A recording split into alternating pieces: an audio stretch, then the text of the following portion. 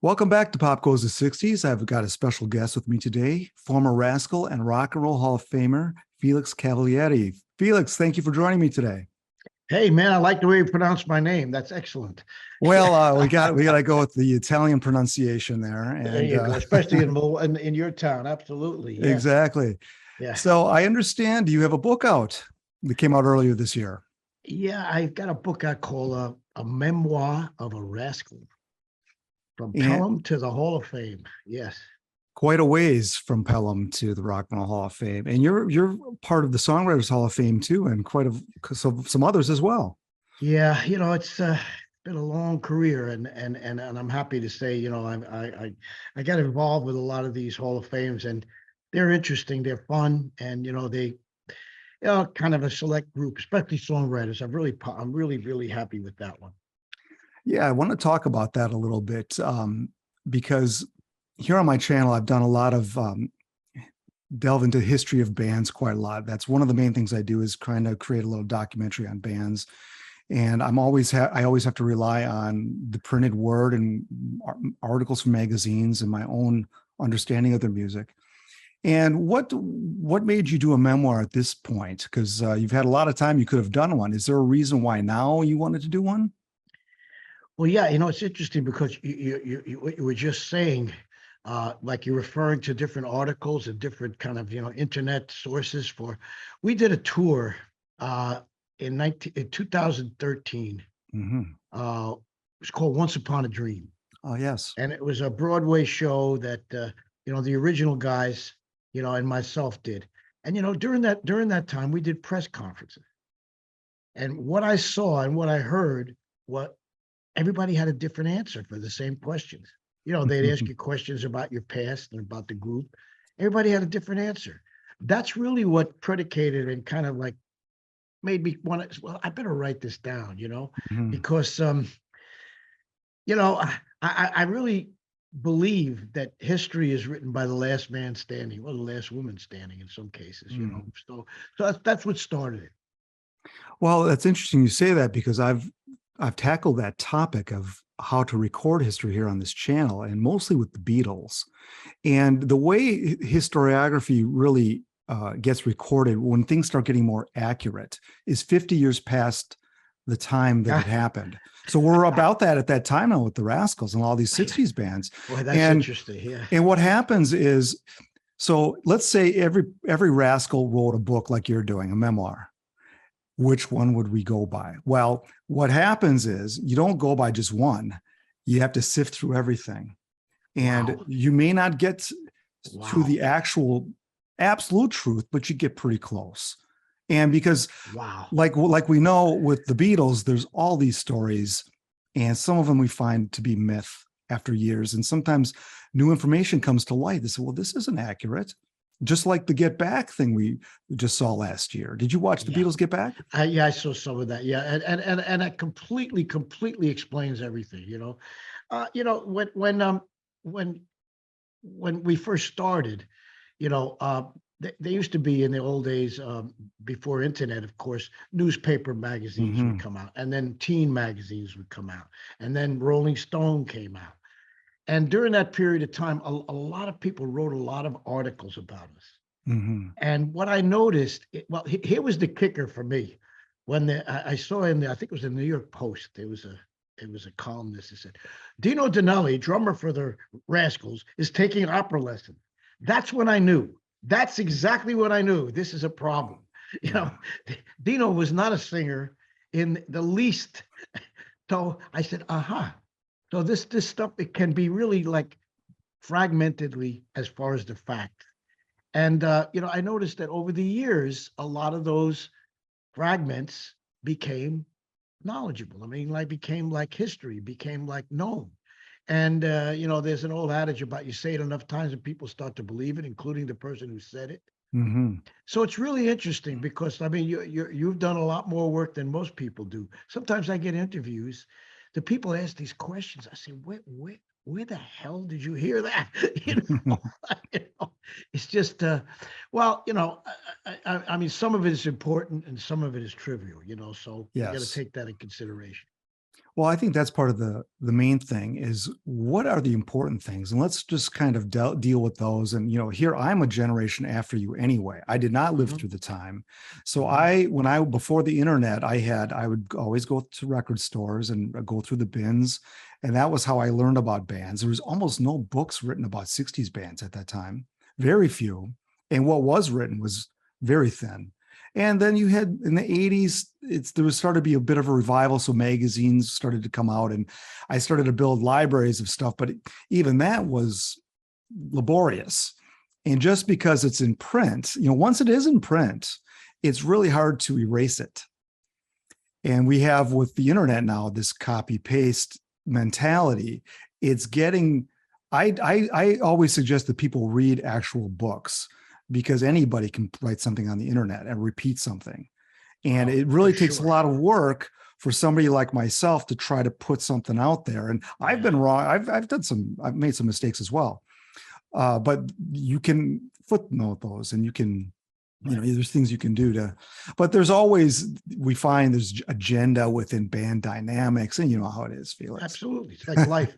It's Like called life. life. It's like And marriage. It's like companies. It's like groups. It's really interesting to me. well, one of the things I wanted to talk to you about, that's a little bit outside of the history part of it, is the music industry today.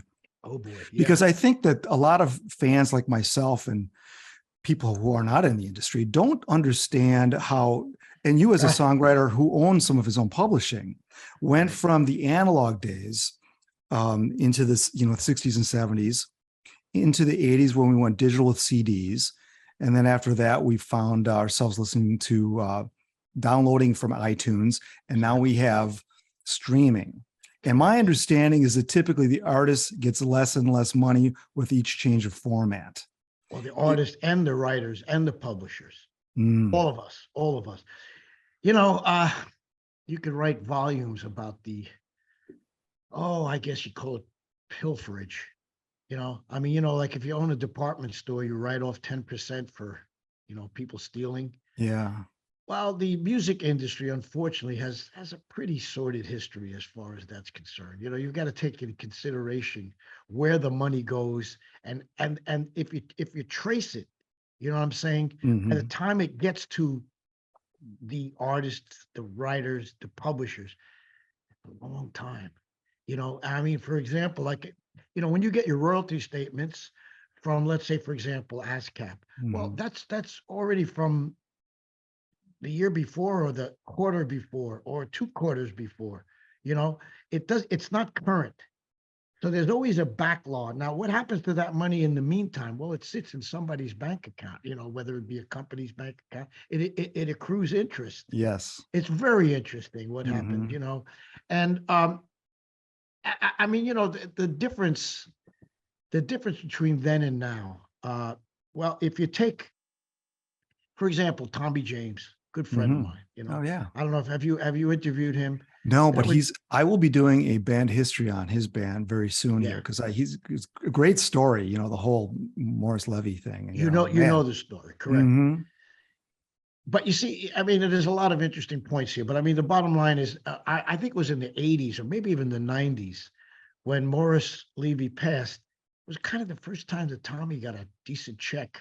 Mm, That's a wow. long time. It was that group that came out with his cover of Crystal Blue Persuasion. He finally Hmm. got a royalty check. But I never heard him complain, man.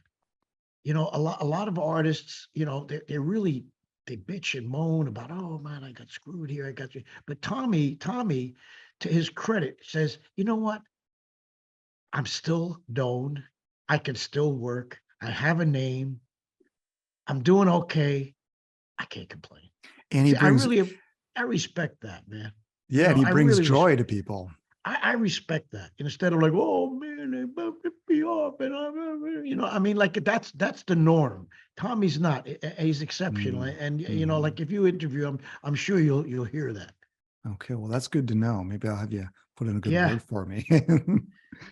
Yeah, the industry, and I've seen. I remember when I was in the '80s and '90s, I was really, I've always been into 60s music. So I would see any artist that would come through town. And I said, well, I got to see these guys because they're Good for probably not you. going to, Yeah. they're not going to tour much longer. And here we are, Yeah. Now here we are. 2022. Here And we are. you've been touring recently with Mickey Dolenz of the Monkees. Right. Yeah. And And he's all alone too now, you know. yeah. Yeah. And Well, it's the old clock on the wall, man. But you know, in this book, I kind of like remembered a situation that might be, you know, relevant here. You know, I was a young kid, man. I collected, you know, records like, especially from Atlantic, which is the label we were on. You know, Motown, Atlantic, Stax, and all these. So when I was in the you know, in the backstage areas or the, you know, red company, I ran into a lot of people that I really idolized. I mean, really loved Sam and Dave, for example. oh, yeah. Loved them. So I happened, I don't know if you remember when the Blues Brothers came out with all those Sam and Dave things. Sure. They cloned everything. Mm-hmm. And I went up like a little naive kid that I was. And I said to Sam, I said, Sam, man, how cool, man. What do you know, man? How cool is this? He said, little brother, let me tell you something. We ain't getting paid for this.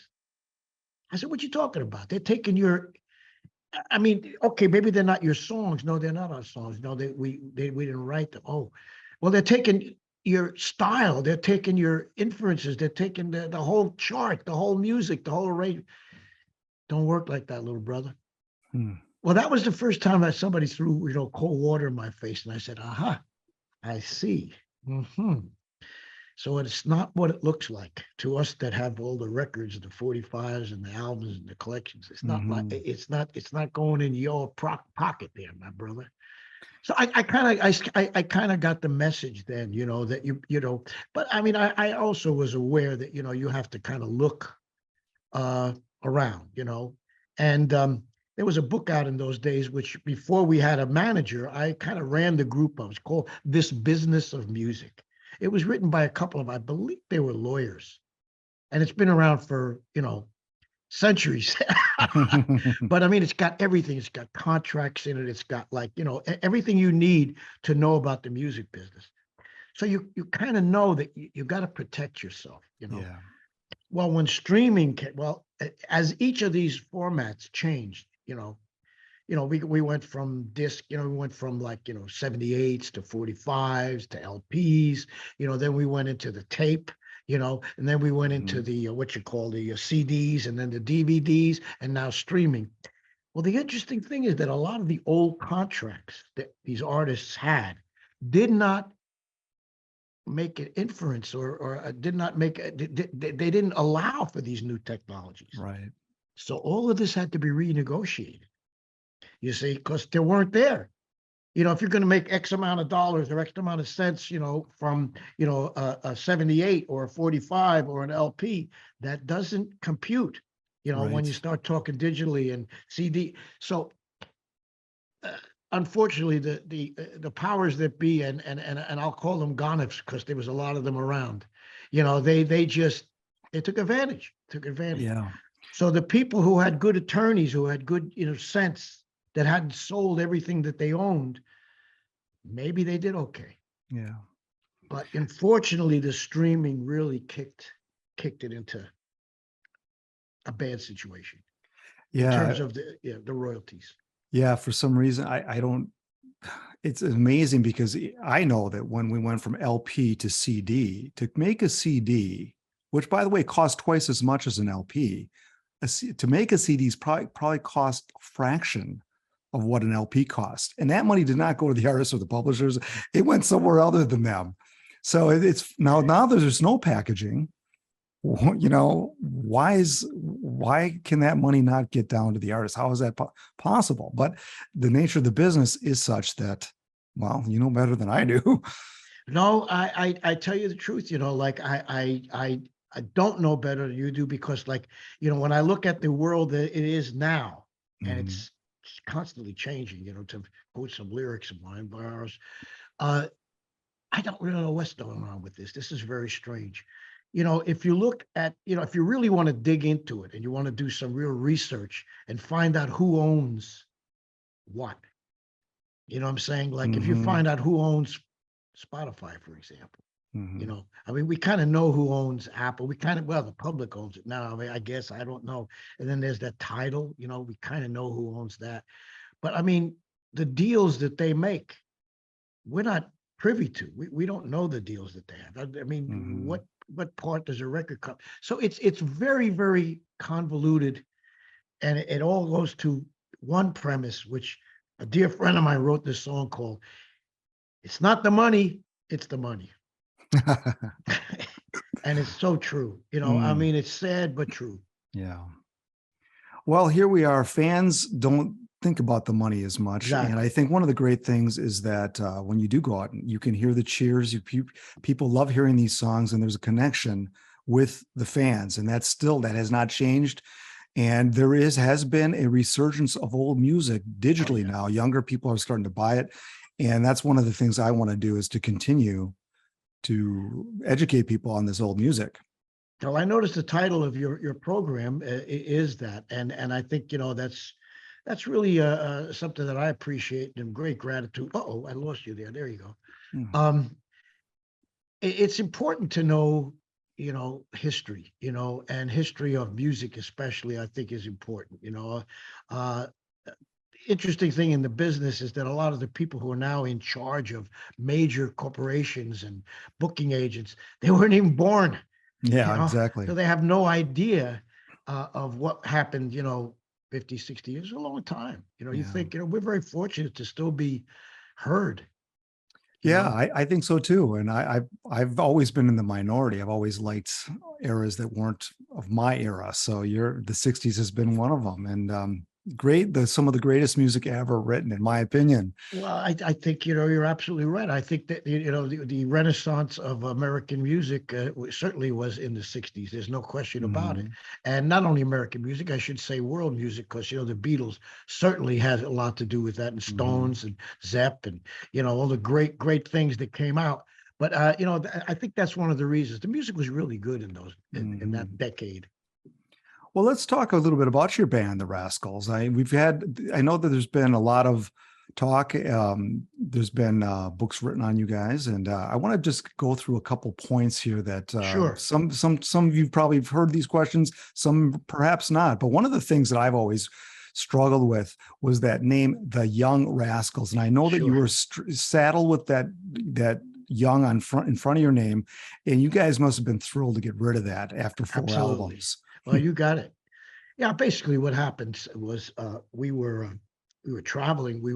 Good Lovin' was just about to come out. We were on the West Coast. We were out at uh, we're out the Sunset Strip over there, at the Whiskey A Go Go. We got a phone call from our manager. Lads, I had to change the name because we thought we were the Rascals. Some group called the Harmonica Rascals had access or ownership of the name. So he changed it without asking us. Hmm. And it's kind of like, I mean, group names now, I mean, they're like really strange, you Yeah. know, but they're very personal. Just like if you're going to name your kid, say, well, I named your kid for you. I put it on the birth certificate. Oh, gee, thanks. That's what it felt like. Yeah. So Yeah. it was an affront. And I use this as kind of like a, you know, uh, the for many years, people would come up to me and say, did that dog really have a circle around his eye because of the Little Rascals? Mm-hmm. You see? So, I mean, like older people get that because there was this dog that had a circle around his eye, which was like a trademark of this television program. Sure. So, so that's why, the young rascals, I don't know, this never really sang to me. Mm-hmm. Well, in spite of all, things probably moved so quick once you had that first hit, and Yeah. the sound. I know that some people, when they first heard the Rascals, they thought you were a black band.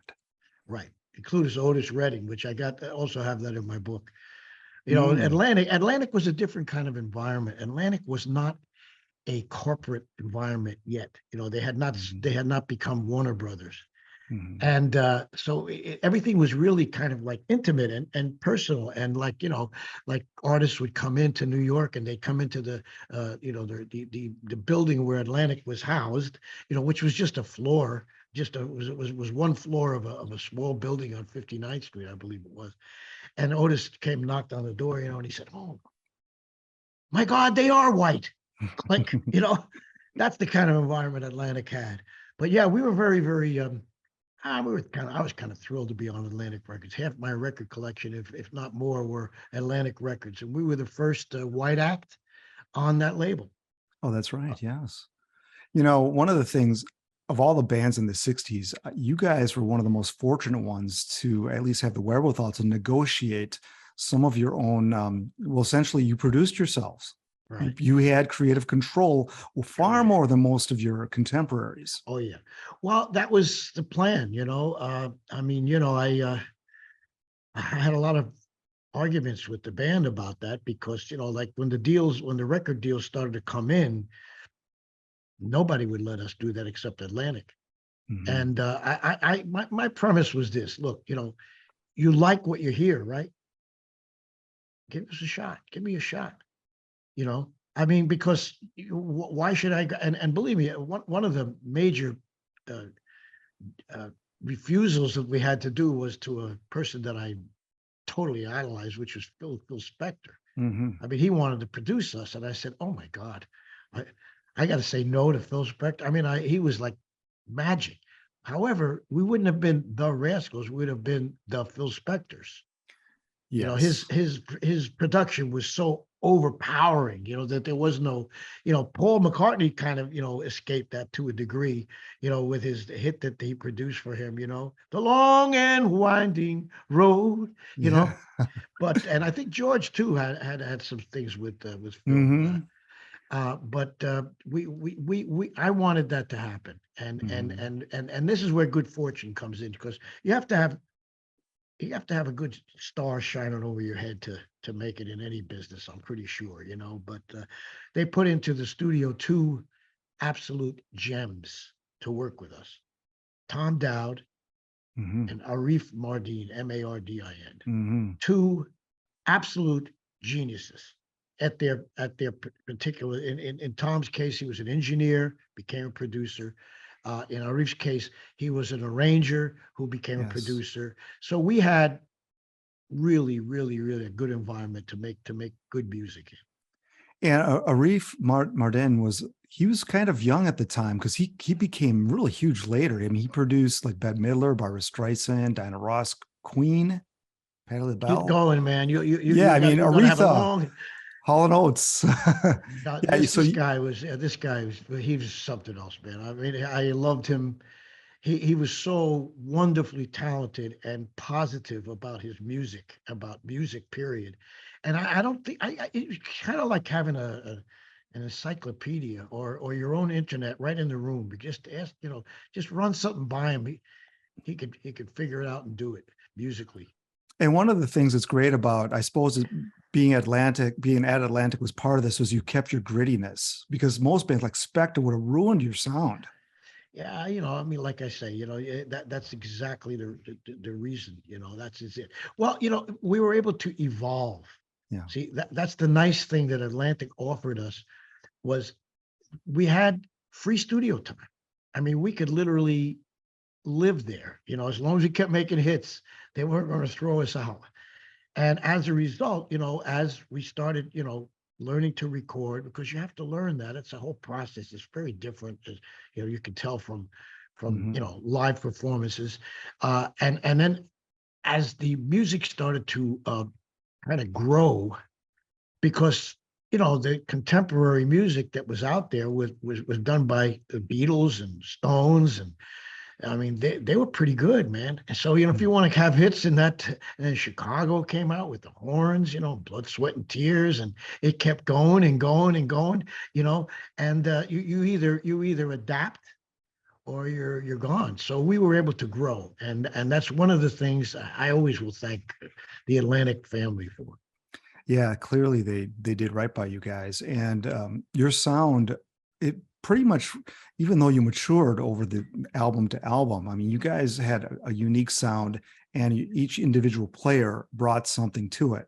I want to talk a little bit about your playing, because obviously you had the mighty Hammond organ. That was one of the main Yeah. parts of the sound, very heavy sound. And Dino always gets, everybody always talks very highly of his playing. I called him in my video the Gene Krupa of the 60s because Ah, of interesting. his crisp playing.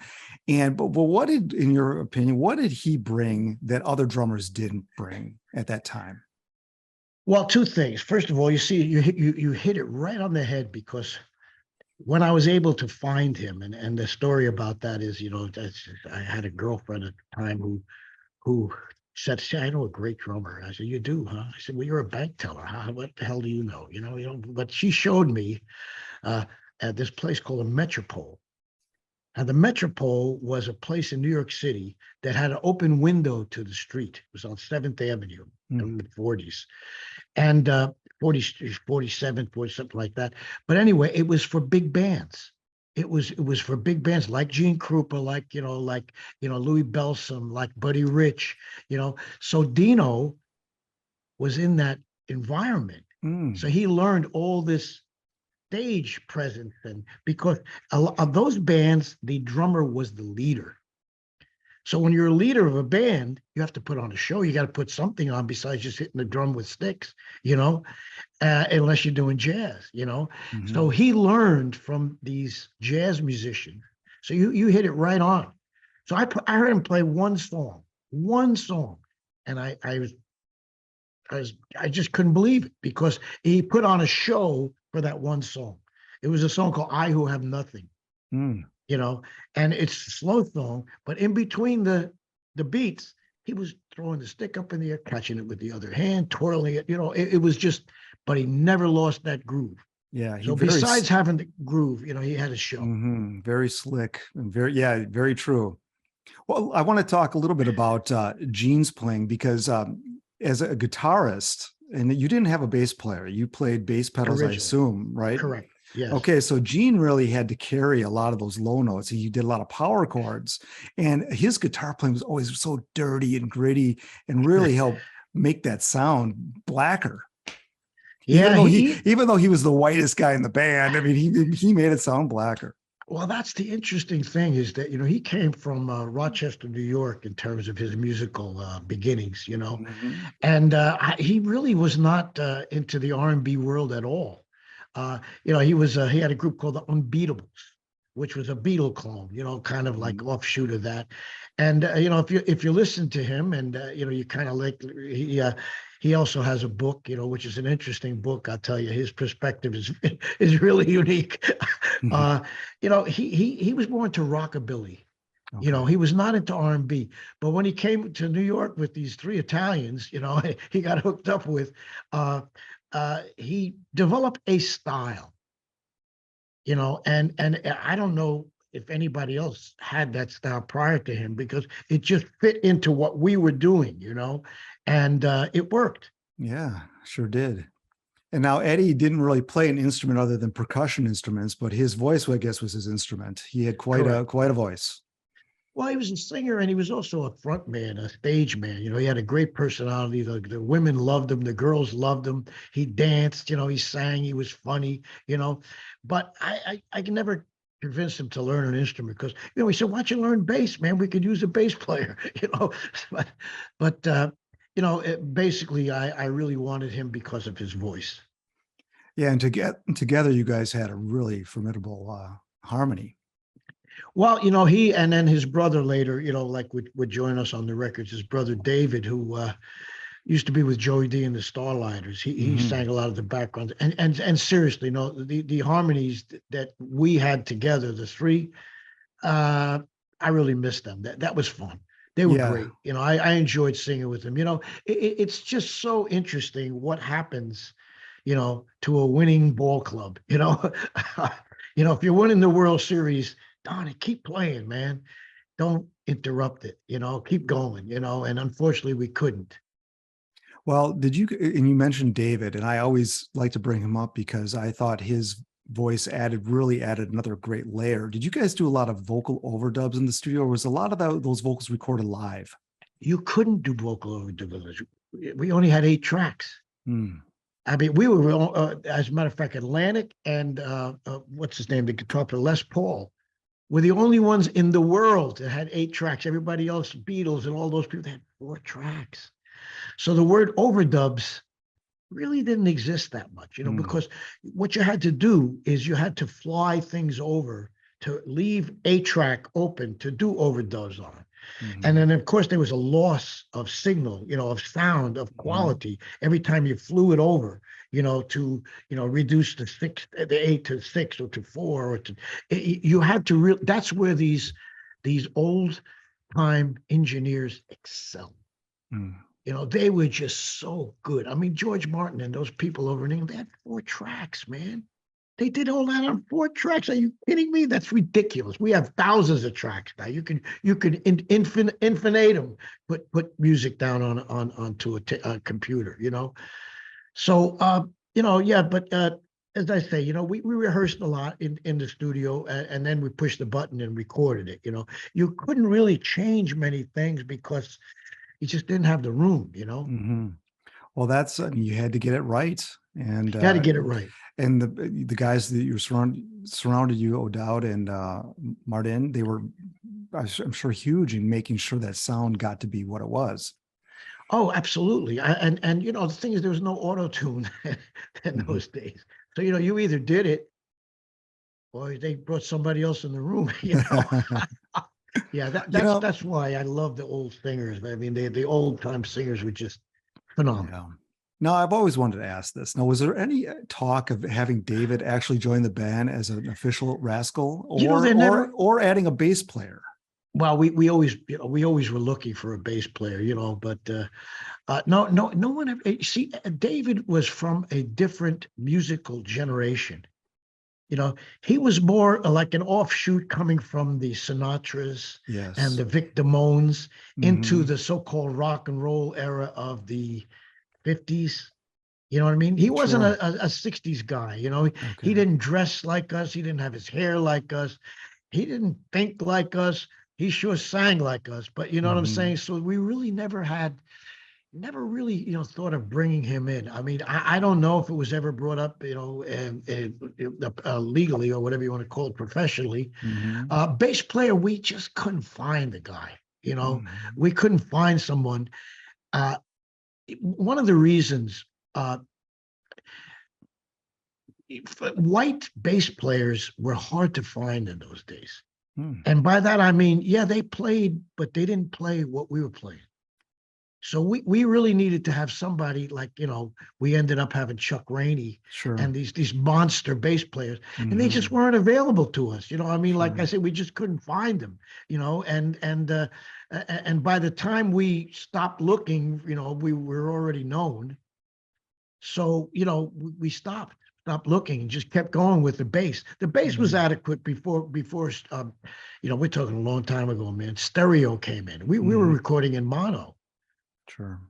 And so when stereo come in, now the sound spectrum was getting a little more sophisticated, was getting a little bit more tonal, and you really wanted to bring in the bass. And Arif mentioned, he said, there's a group around here that there's a bass player would love to play with you guys, love to do session. And he was with King Curtis's band. It was called Chuck Rainey. Oh, yeah, yeah. And I mean, are you kidding me? I mean, where are we ever going to find a bass player like this? Yeah, he's He an was. amazing player. Oh, it was ridiculous. It was like you bring a virtuoso into the room with a bunch of kids, you Hmm. know, and believe me, and he was just a delight as a human being and as a musician. So we said, okay, we got a good thing going here, and we can bring in bass people, and we did Chuck, and later if people like Will Lee came along, and then things started to change. But prior to that, there was a big difference in people who played bass in R&B bands and in so-called rock bands. Hmm. Okay. Well, that answers that. Thank Hmm. you. Thank you for that. I never knew that. Um, well, here I'd like to switch gears a little bit and talk about some of your individual songs. And I don't want to talk about Good Lovin' or Right. Groovin' or People Got to Be Free. We're going to talk about some of the deep cuts because I There believe you that go. the value of a band, what makes a band great, is the depth of their deep cuts on their albums. And the Rascals have a great deal of them. They don't get talked about enough. So I wanted to go chronologically here. I'm going to go start with your second album, Collections here. There you go. And you have a song in here called Love is a Beautiful Thing. That's Exactly. Yeah. always been a favorite of mine. And one of the things that's Interesting. interesting about this album is 1966. You're recording it at Atlantic in New York. Correct. And yet you're doing this hippie song very before the Summer of Love.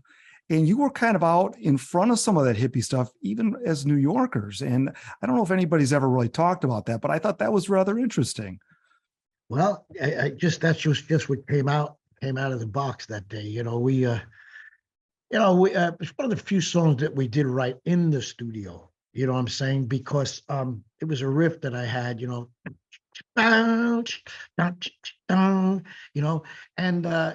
it evolved. And it's interesting that you point to that song because my manager compiled a list of songs that are requested by people who listen to our music, and that's one of them. So we use that. We put that in the live shows. Oh, great! Yeah, it's a great. It's a good playing and a good singing song.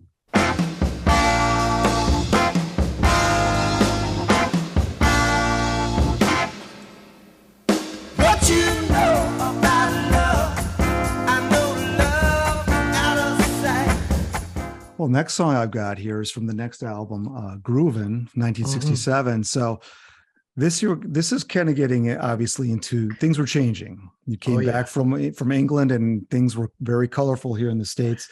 The song Sueño is another favorite of mine. And this one, it reminds me, it's a little bit, you're getting a little psychedelic here. This reminds me a little bit of a nod to almost like an acid trip from my perspective. But I don't know if that's what it was about or not, but. No, really, the interesting thing about that is, if you take the beginning, for example, Toque su guitarra. There was a song when I was in college by the Kingston Trio that had they said the same thing. Take a guitar. Oh, really? Yeah. It's called Coplas, Coplas. Wow. I had no idea. And, that's one of the reasons that you have to be real careful because it was embedded in my subconscious. I didn't realize, thank God you can't copyright a toque su guitarra because it means, play your guitar. As far as sueño means like sleep, dream, Okay. And there was a lot of experimenting going on in those days in terms of, but, I grew up not only listening to rock and roll from New York City, but I used to go to the Newport Jazz Festival a lot, because a lot of my childhood friends were into jazz.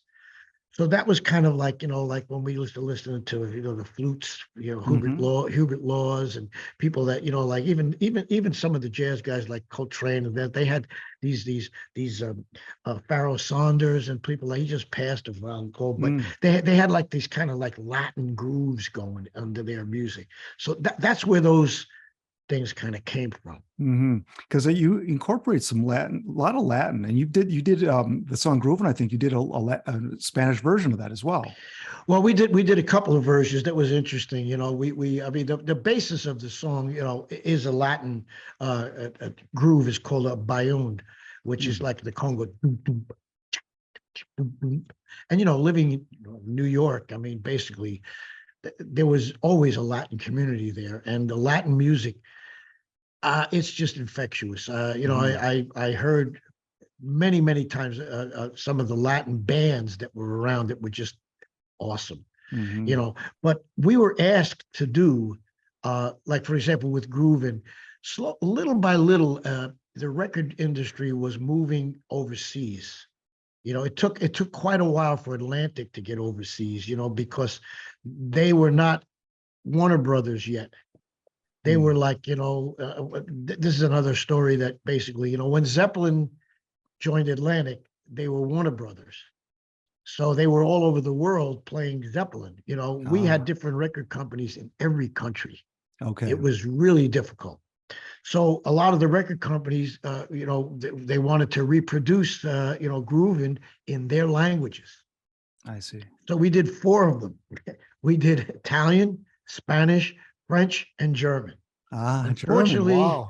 unfortunately, the French and the German were returned because they do it phonetically. It's just it's so funny. It's like you know what I'm saying. They write different lyrics, and then you don't really know what you're singing. You just pronounce it. And Yes. it was, oh God, we had a lot of laughs with that. But no, they sent the German and the French back. We couldn't handle it. Tripping along melody. Only thing needed is someone to come along and trip away with me.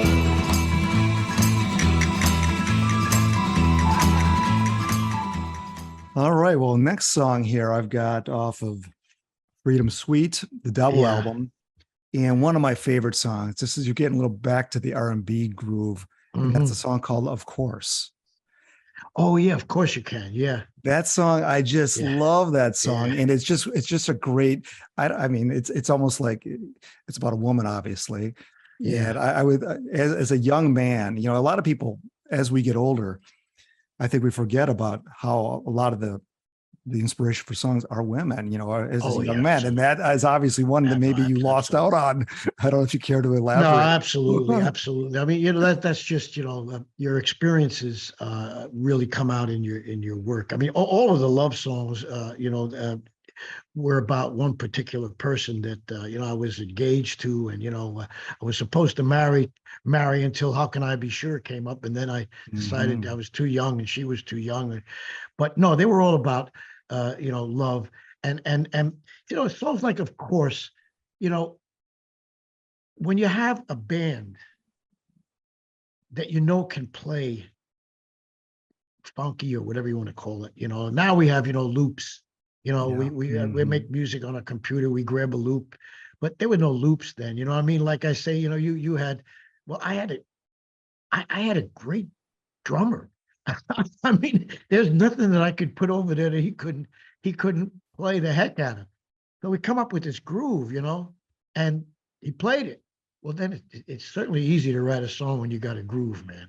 And we had Yeah. the groove. So I think that song probably started with the groove, you know. Okay. Okay. As I say, I look back at years that I spent with the three guys, very fondly because I loved playing with them. I loved singing with them. And I was so brokenhearted when it stopped. I just was really brokenhearted because, there's something about a group. A group is a Yeah. special word in God's eyes. It's not just four players that, it's like, having an NBA All-Star team. That doesn't mean you're going to win, Right. Right. but you get the right five guys on a team, you're going to win. We had the Yeah. right four guys on our team, and it came out, like when we did that Once Upon a Dream Broadway thing. We Mhm. hadn't played together in years, So for the first, I don't know, month, 3 weeks, it was a little shaky. You know what I mean? Live, because it was a show. After a while, man, that magic just all of a sudden, like you said, oh yeah, and I can't describe that except for, well, if you got somebody you love, you can probably tell what I'm talking about because it Yeah. happens. And then Mhm. when it's not there, you know that too, Mhm. but when it's there, it's pretty cool. See you when you're walking by, my love. You and him just holding a hand. Ask me if I'm hurting, baby. 'Cause I am. You know I All right, I'm going to go to another album here, one of my favorites. This is the C album. Oh yeah. And you spoke a little bit earlier about some jazz players. The song Nubia is, it's one of your jazziest songs and one of Yeah. Eddie's best vocal performances. You've got the flute in there, some violin. That is a different sounding Rascals song. Yeah, well, again, there's that tremendous jazz influence. See, another kind of real wonderful thing that we had being on Atlantic Records was this incredible stable of musicians that would walk the hall. You see these guys out there in the hall that you've got their albums all over your house, and we really did not have soloists per se, musical soloists. Gene really was not much of a soloist other than the ones that he did solo on, Mhm. but and organ, I don't know, man.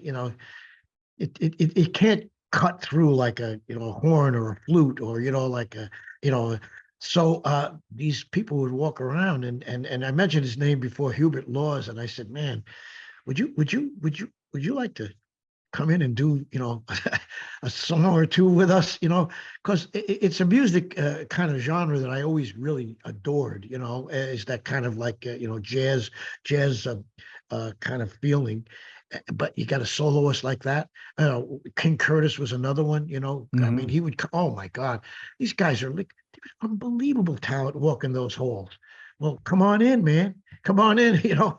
That's the joy of being able to create in an environment that the record company applauded it. I mean, it wasn't always like, well, man, hey, look, you gotta repeat what you just did on the last album. Right. No, no, no, no. There was none of that. They, as long as you were selling records, they allowed you to create. And man, come on, what could be better than that? You know what I'm saying? I Yeah. mean, you got a studio, 8-track, state of the art at that time studio. You got, music. We had all the instruments. You got the Lincoln Philharmonic up the road. So if you need any players, it was pretty cool. Time glances the other way. Life's sweet shadow makes the night his day. Brings me closer to you. Well, on this next song, also from this album, the song Hold On, you talked about a groove that had to develop from a groove. That's just a very interesting drum pattern that Dino plays on that song. What a great song. Which one is that now? I didn't Hold hear you. On, Hold On. Oh, yeah, again, same thing. See, you got that. Yeah, see, a lot of people couldn't play that, man.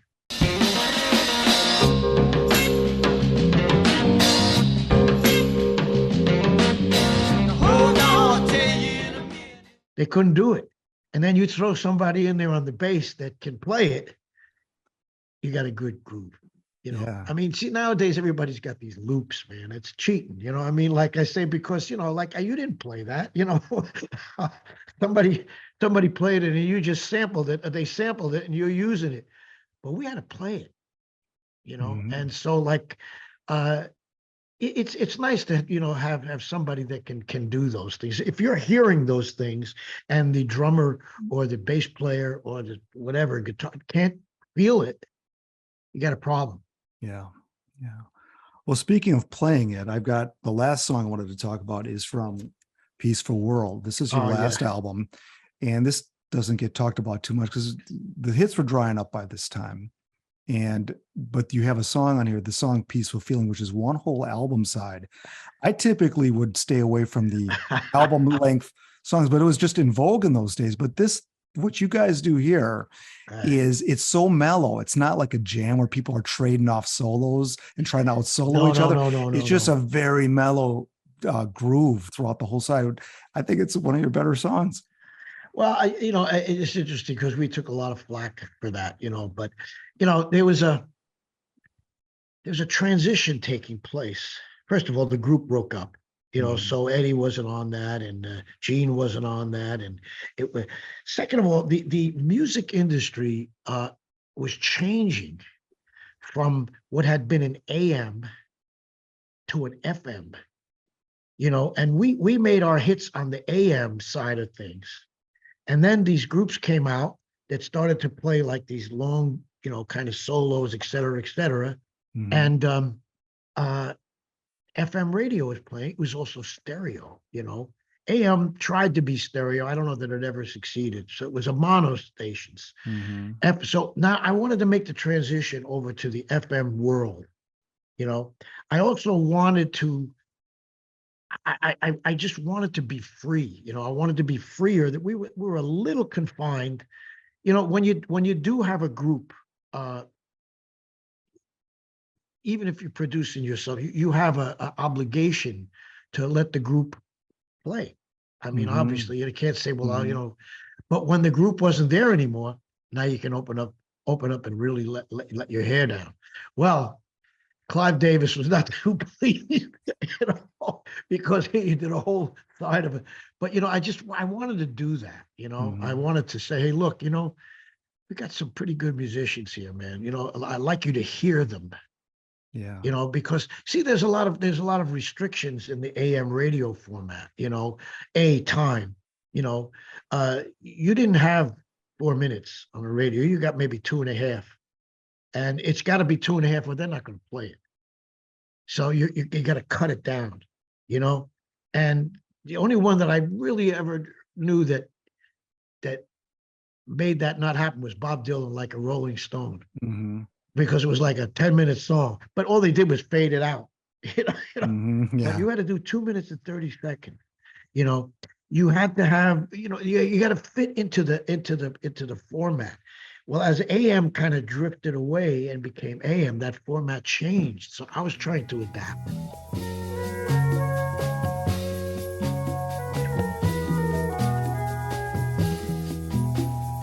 It's interesting how many 60s bands ended at the end of the decade. They were AM radio bands because that's all that there was. And they didn't make the transition. And when they tried to make the transition, all these other new bands had already come up, like Zeppelin and all these bands that were just different, harder and louder. And it just, everybody has their time. And that's those 60s bands. The Beatles didn't make it out of the 60s, really. You mentioned Tommy James or the Monkees. The Byrds really fizzled out by 71. And it just was the changing of a guard, I guess. Well, it's not only that. I mean, people leave the bands. That's what happened. Like Byrds, David left, David Crosby left, and a lot of those bands didn't even play their own sessions.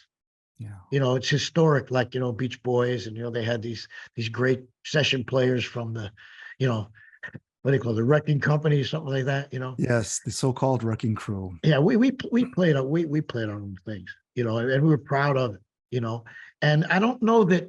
I think the musicians knew that, fellow musicians, like our friends, like Billy Joel, et cetera, but I don't know that the public knew that. So, you want to say, hey, look, man, we could play too, Sure. Yeah, there's so many great players at that time. And as the decade grew on and all these guitar players came up, everybody had to up their game, because you could start hearing the instruments now, and you had this virtuoso mentality. And, well, you have some virtuosos too. I mean, like when Jimmy came along, and Jimmy Page came along, and and of course Van Halen came along, and it started to get really, really, really good, man. It started to get good, especially with the guitar. Guitar really took over. Sure. It was the rock star instrument. Now, you played keyboards. Was there any contemporaries of yours that you really, really were impressed with? On the keyboard? Yeah.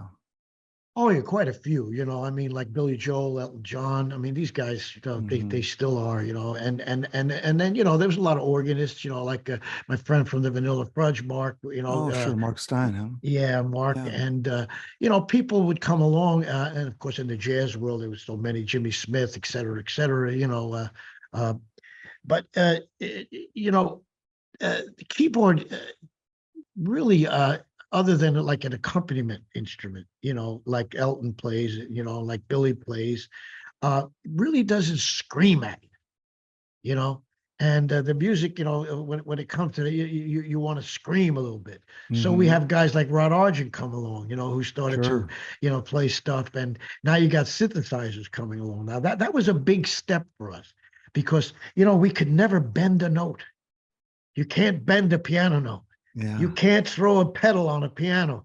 There's no pedals. You can't get fuzz. You can't get wah-wah. You can't do it. Well, when these synths started coming out, now we could do it. Now we could do it. Check it out, man.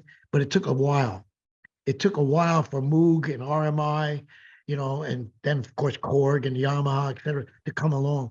Prior to that, we were pretty much locked into the analog world, So when the digital world came to, keys, and then you got Emerson, Lake and Palmer, you got these guys. Now you got some real bad piano players, man, but they're not playing piano. I remember Right. one day I was in we used to, there's a music store in New York called Manny's. Manny's was on the street where all the music stores were. Sam Ash and Manny's, rest his soul. I mean, that's where you went for all your equipment. That's where everybody went. One day I was in there and they had a synth room, and Oscar Peterson came in. Mm. Now a lot of people didn't know who this guy was that came in, but I knew who he was. He said, "Yeah, I'd like to see one of your synthesizers." Oh my God! I mean, it was like, did God just come in the room, or I mean, what is that? Is that heaven? Will it? Oh, it was just unbelievable because now you got all these sounds, at his fingertips, and oh God, he's playing them like just ridiculous, talent, So that was a big step when synth came in. Yeah, I can imagine. Oh yeah. Yeah, completely different. So yeah, okay. Well, I want to stay faithful to our time here, Oh, and good. I want to let you go here and get on with things. But before we do that, I know you've got a tour starting in November, and Yes. was Gene supposed to be a part of that tour? Yes. Yes, That's he is. He's going to make an attempt. He's coming out. I don't know if you know, but he had some illness. He had a Yeah. heart attack. And so he's coming out of that.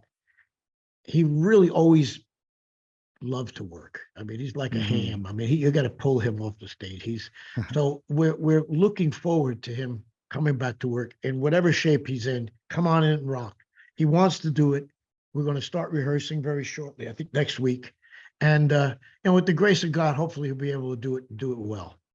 Yeah, I'd love to see him, and I wish him all the best. And Yes. it'll be great to see you guys out on the road again. On the road again. Good old Willie Nelson song. You got that. All right, Felix. Well, I really appreciate your time, and maybe we can do this again sometime. And ladies and gentlemen, I really appreciate you sticking around and watching Pop Goes the 60s. Inviting you to come with me to my world.